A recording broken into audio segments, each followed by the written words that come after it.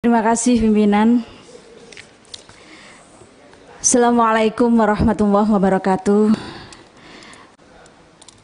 Ketua dan pimpinan, Bapak Ibu anggota Komisi 4 yang kami hormati, khususnya Bapak Menteri Pertanian beserta seluruh dirjen dan jajaran yang hadir pada Raker pada hari ini. Semoga kita semua dalam kondisi sehat walafiat. Amin. Bapak Ibu yang kami hormati, kami akan membacakan secara singkat atas nama fraksi Partai Persatuan Pembangunan.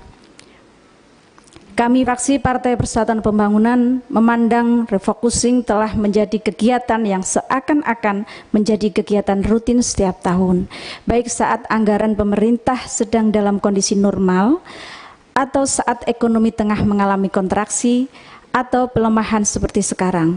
Refocusing dianggap menjadi suatu pilihan yang normal dan menjadi jalan keluar ketika pemerintah menilai adanya prioritas yang tidak menyentuh permasalahan utama atau terjadi masalah baru di mana pemerintah belum siap untuk mengatasinya, seperti masalah pandemi COVID ini yang berdampak pada penurunnya penerimaan negara akibat melemahnya kegiatan perekonomian baik secara nasional maupun global. Menjadi salah satu sektor dari 3 sektor yang mengalami pertumbuhan positif sebesar 2,7% pada tahun 2020, tidak serta-merta memberikan keyakinan kepada pemerintah bahwa sektor pertanian dapat dijadikan sebagai lokomotif yang dapat menghala perekonomian nasional. Fraksi P3 melihat seakan timbul kesan bahwa sektor pertanian akan tetap memberikan pertumbuhan positif terhadap perekonomian tanpa menjadi sektor prioritas penambahan anggaran. Hal ini semakin terlihat saat sektor pertanian melalui Kementerian Pertanian mengalami pemotongan anggaran belanja yang signifikan hingga sebesar 6,3 triliun menjadi anggaran yang sebelumnya 21,8 menjadi 15,5 triliun. Namun target produksi yang dicanangkan tidak banyak mengalami perubahan. Fraksi P3 menilai sektor pertanian hingga saat ini selalu menghadapi permasalahan klasik yang selalu berulang. Meskipun pemerintah mengklaim bahwa program dan kegiatan telah berjalan sesuai dengan perencanaannya, namun permasalahan utamanya masih tetap belum terselesaikan. Saran dan pertanyaan kami yang pertama, kepada seluruh dirjen untuk segera merevisi Juklak Juknis program bantuan Kementan sesuai Permentan nomor 4 tahun 2019 dan perubahan Permentan nomor 9 tahun 2019 tentang pedoman gerakan pembangunan sumber daya manusia pertanian menuju lumbung pangan dunia 2045.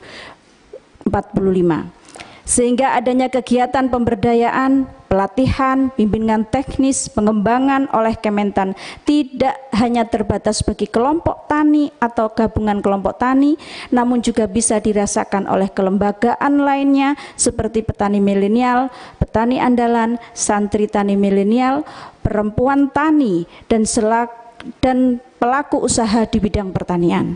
Terlebih pasca disahkannya Undang-Undang Nomor 11 Tahun 2020 tentang Cipta Kerja yang salah satu tujuannya untuk memberikan kemudahan perizinan usaha bagi sektor UMKM.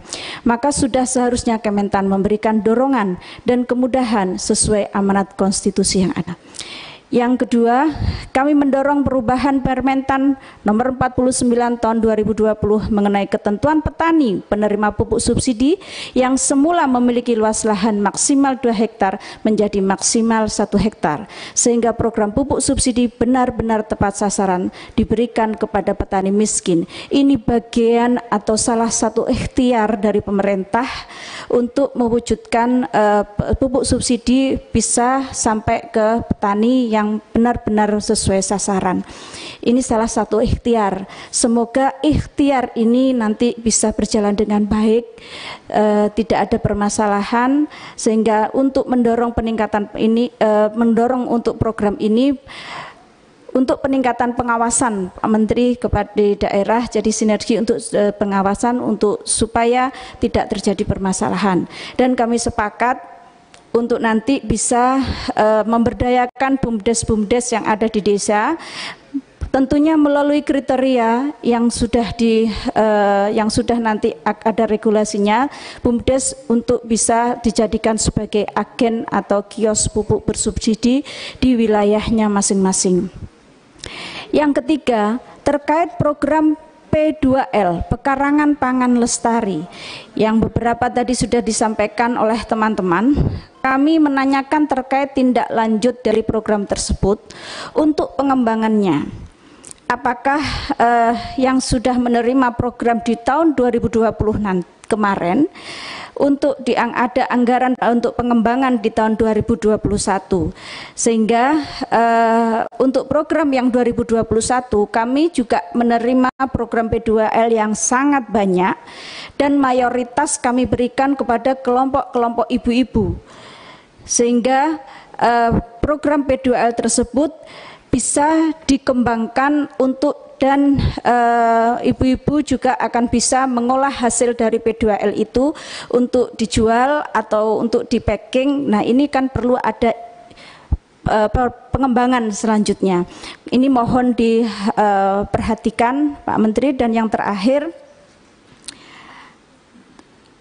di tahun 2021 ada 165 unit kelompok usaha bersama petani muda yang nanti akan diberikan modal berupa dana langsung kepada kelompok. Kami mohon bisa bersinergi, tidak hanya petani muda saja Pak Menteri, tapi juga memberikan bantuan modal usaha kepada ibu-ibu petani, ya, petani yang ada di desa, kelompok perempuan maksud kami, untuk mengembangkan bagaimana mereka bisa mengolah hasil pertanian. Katakanlah di tempat kami, mungkin di beberapa desa, di beberapa kabupaten yang ada di Indonesia, untuk penumbuhan UMKM, home industry, untuk mengolah hasil pertanian, menjadi pisang, menjadi keripik, salak menjadi, nah itulah yang kita butuhkan dalam rangka untuk penumbuhan ekonomi nasional. Kami mohon untuk bisa diperhatikan. Jadi untuk untuk selanjutnya Pak Menteri, ini perempuan juga harus diperhatikan. Mungkin itu saja. Nanti yang lain akan diserahkan di akhir selesai raker. Terlalu banyak mumpung belum diberhentikan dengan pimpinan, saya berhenti sendiri Pak. Terima kasih. Terima kasih. Wassalamualaikum warahmatullahi wabarakatuh. Bu Emma ini